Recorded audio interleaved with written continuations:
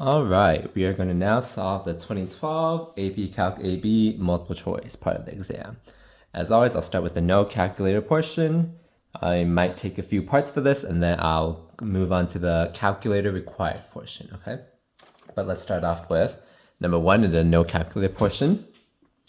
If y is x sine x, dy dx is equal to what? This we just need product rule, first d second plus second d first. So first d second was derivative of sine, that's cosine, plus second, that's the derivative of x, that's just 1. So it'd be x cosine x plus sine x, which is choice B. Let f be given by here. On which of the following intervals is the function f increasing? When it asks about f increasing, decreasing, that's just signal. Let's take the first derivative and do the first derivative test. So when we find f prime, that would be 300 minus 3x squared. We set it equal to 0 to find our critical points. We give a factor of 3. That will be 100 minus x squared is equal to 0. So we can factor. It'll be 10 plus x.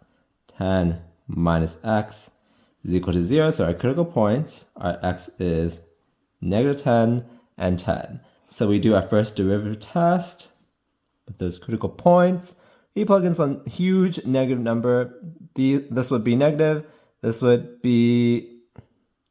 So this would be negative if x is a huge negative number. This would be positive if x is a huge negative number. This term, 10 minus some huge some huge negative number, meaning 10 plus a huge positive number. So the sign would be negative, because this is negative times positive. We're pulling in some number in this interval like 0. This would be positive. This would be positive. So 2 positive, make a positive. And now we plug in some huge positive number.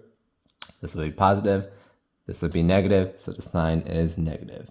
So f is increasing when the derivative is positive. So it's between negative 10 and 10. So it should be B. All right.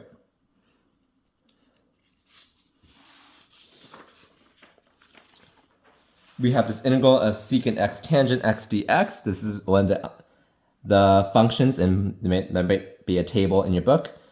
This is just one of the elementary functions. So which one is it? The derivative of what is secant x tangent x. That's the derivative of secant. So the antiderivative of secant x tangent x is secant x plus c. Hopefully a lot of people get this right. It's very easy. Okay, if f is this, f prime of 1 is what? So we first find f prime. What is that? F prime is 7 plus 1 over x. I'm just going to turn my derivative of 7x is 7. Derivative of negative 3 is 0. Derivative of log is 1 over x. Okay, we evaluate this at x is equal to 1. That's easy. That's 7 plus 1, which is 8. Okay. We're given this graph it looks like. This is of f. Which of the following statements is false? So does limit as x approaches 2, f of x exist? The limit from the left is here. Limit from the right is here. It's 2. The limit exists because the limit from the left equals limit from the right. Okay, so this is true, so not false. We cross that out. Okay, limit as x approaches to 3, f of x exists. 3 is here. Limit from the left is 5. Limit from the right is 5. Limit from the left equals limit from the right. Limit exists. Cross that out. Limit as x approaches to 4, f of x. Well, limit from the left is some value a little less than 2, like let's say 1.9. Limit from the right is 4. Limit from the left does not equal limit from the right. So it does not exist. So it's probably this one. But let's continue. How about x approaches 5? Well, 5, it's actually continuous. Limit from the left is here. Limit from the right is there.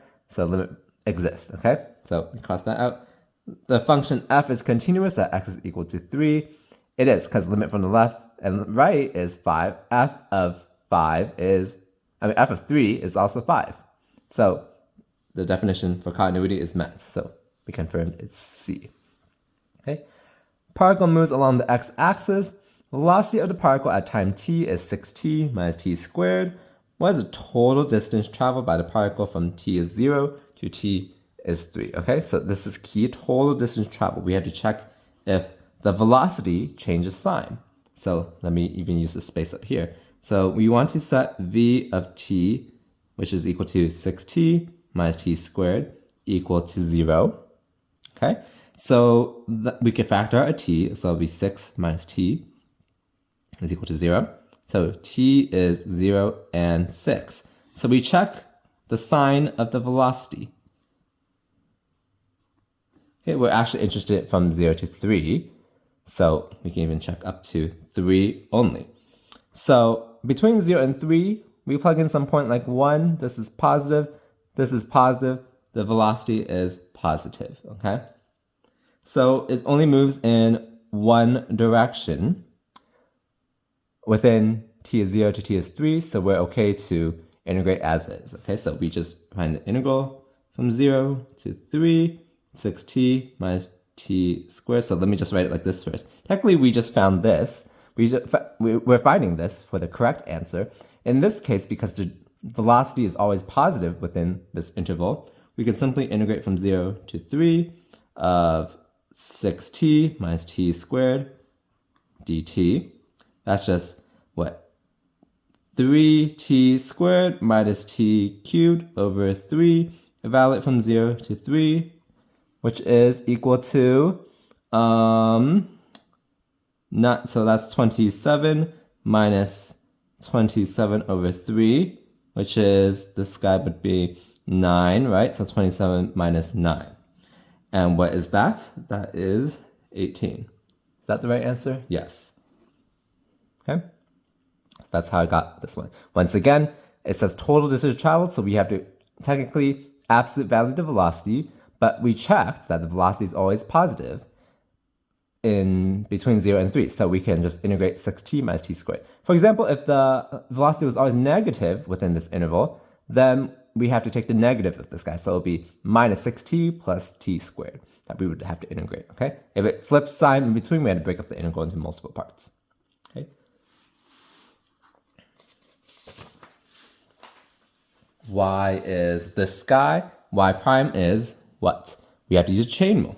So we first do the power rule, we bring the power down, 5x cubed minus derivative of cosine is minus sign, so it becomes plus sine x to the 4th times derivative of the inside, which is 3x squared. Oh, sorry, what am I doing? Why was I doing chain rule there? So we first do the power rule, so let me restart. Power rule, so bring the 5 down, 5x cubed minus cosine x. We leave the inside untouched first. Now we differentiate the inside. This is the chain rule. So this is 3x squared plus sine x. Okay, so that is E, it looks like. Okay, sorry about that mistake. Okay, now we have a tank contains 50 liters of oil at time t is 4 hours. Oil is being pumped into the tank at a rate of R of t, where R of t is measured in liters per hour and t is measured in hours. Selected values of R of t are given in the table above. It's probably a Riemann sum, right? Yep, use a right Riemann sum with 3 subintervals and data from the table. What is the approximation of the number of liters of oils that are in the tank at time t is 15? Okay, so they already tell you to use a Riemann sum. If they just told you to estimate it, for example, well, we're trying to find the number of liters of oil, but R of t is liters per hour. That's the rate. So we would have to integrate in order to get the quantity from the rate. Hopefully that's ingrained in your mind, okay? But they even tell us that it's a right-hand Riemann sum, right Riemann sum. We're going to use the right endpoint, so this should signal like approximating the integral and all that. All right, so how can we do this? Well, we're just adding up areas of rectangles. So do we have equal subintervals? This is the length of 3, this is the length of 4, this is the length of 3. So we got to be careful here. It's not the same, each of the rectangles for the points that give us won't be the same width. This is delta x is 3, this is delta x is 4, this is delta x is 3 again. So we have to be careful, okay? So we're using right Riemann sum, so we're going to use the right endpoints of the 3 subintervals I just drew. So we'll use this point, we'll use this point, we'll use this point, okay? So we have the rectangle is base times height, the area, right? So base of the first rectangle is 3. Height would be r of 7, which is 6.2. Plus, next one is 4 times r of 12, which is 5.9. Plus, we have next is 3 times 5.6. Okay? So, I don't think we got a calculator in this portion, so we got to do this by hand. Okay, so what is the first one? That would be, what, 18.6? Okay, this one would be 20 plus 3.6 is 23.6. This is 15 plus 1.8, so 16.8. If I did it in my head correctly. So what is this? This is 42.2 plus 16.8, which is, this already doesn't look right, because I don't get quite the same answer. Let's see what I get first. This would be what?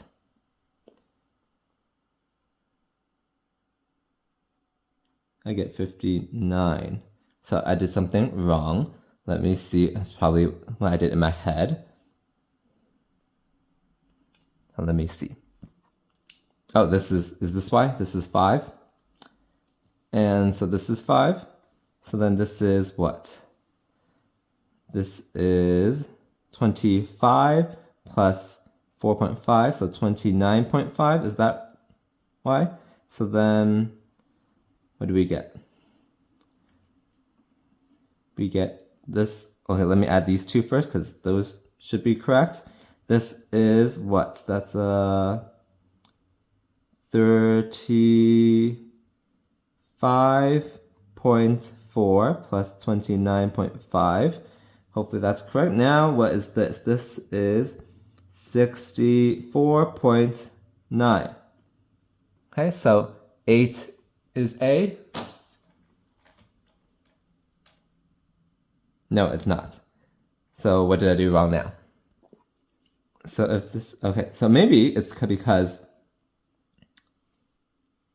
at t is 4, it already has 50. This is the integral, so I missed a part. This is the integral from 4 to 15 of r of t dt. This is what we found. It's approximately 64.9. Okay?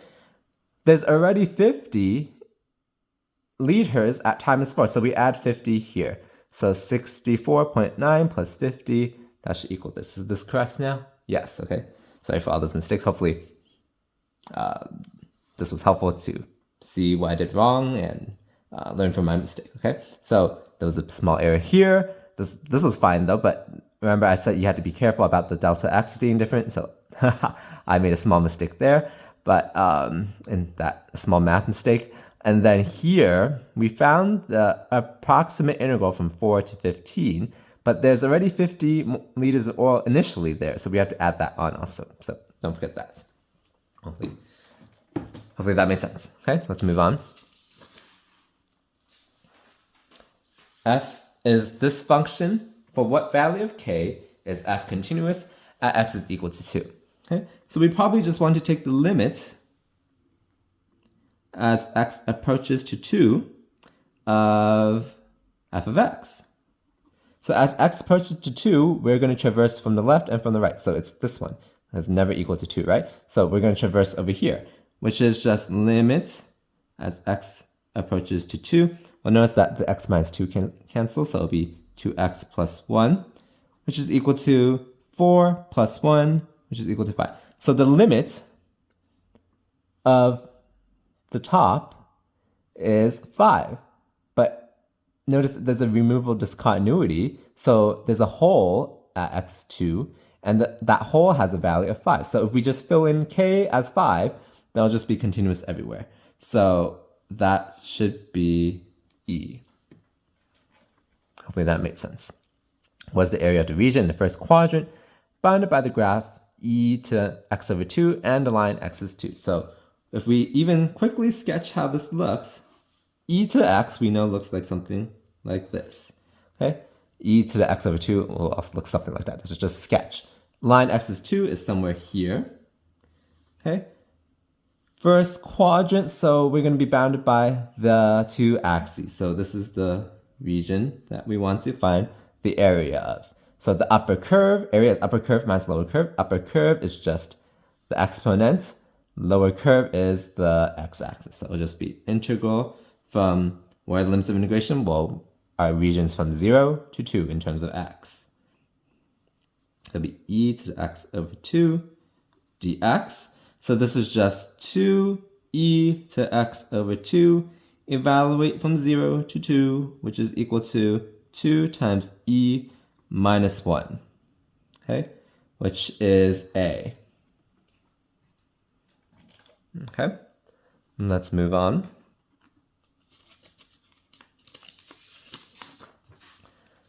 Okay, let f be the function defined by f of x is square root of absolute value x minus 2 for all x. So don't get intimidated by the absolute value and the square root. It's probably because of the domain of the square root. Remember, what's underneath the square root needs to be greater than 0 or equal to 0. Greater than or equal to 0, so that's why they put the absolute value probably, okay? Just for domain purposes. So don't get too intimidated by that.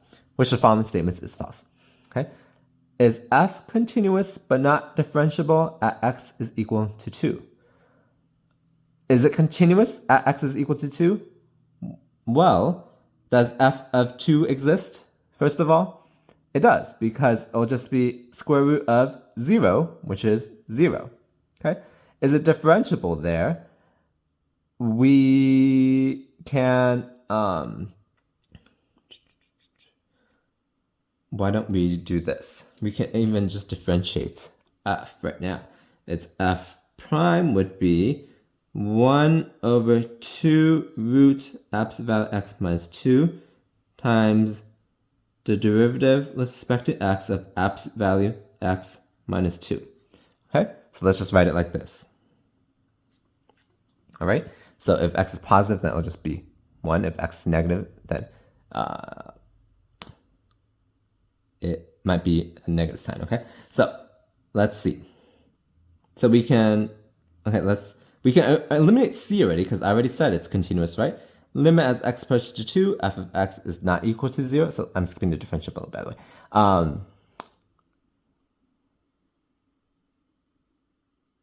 Is it not equal to 0? What's the limit as x approaches to 2 of this?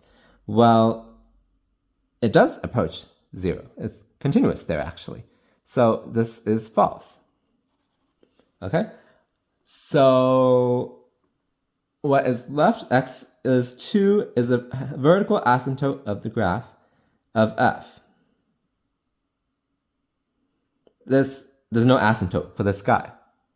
So we eliminate that because remember, I just said x is 2. There's a value there. It's 0. F would be 0 when x is 2. So there's no asymptote there. Impossible. So now it just comes down to a question about differentiability, okay? So we're back to this point. All right. So is it differentiable? Is it not? So, well, actually, I can even just quickly imagine how this looks. So if x is positive, okay, or x is greater than 2, let's say, it'll look something like this, okay? So what happens when x is less than 2? So, like for example, when x is 1, we get 1 minus 2, which is negative 1, but absolute value, which is 1. Square root of 1 is 1. So if this is 2, let's say, here would be 1 comma 1, and then it will actually look something like this. Okay, so you can see here that the derivative from the left, the slope of the tangent line coming from this side, is not the same as the slope of the tangent line coming from this side, from the left and from the right. Derivative from the left, because remember, derivative is a limit, right? So the slope of the tangent line, if we come from the left, meaning derivative, right, is some negative slope. But if we come from over here, it's some positive slope. So it's not differentiable. So it's actually not this, and it's A, okay? Hopefully that makes sense. So we really need to do this if you can kind of imagine how this graph looks. This, you can mathematically get it also because when you can divide by 0 here. So we could have just done it by like that also, right? Because if x is 2, then we divide by 0, so derivative does not exist. That's a different way. Hopefully that made sense. Using substitution, u is square root x. This integral is equal to which of the following? So if u is square root x, let's immediately find du. It's 1 over 2 root x dx. Okay? So, or we can say 2 du is 1 over root x dx. Why do I want to write it like this? Well, okay, let's worry about our limits afterward. E to square root x is just e to the u.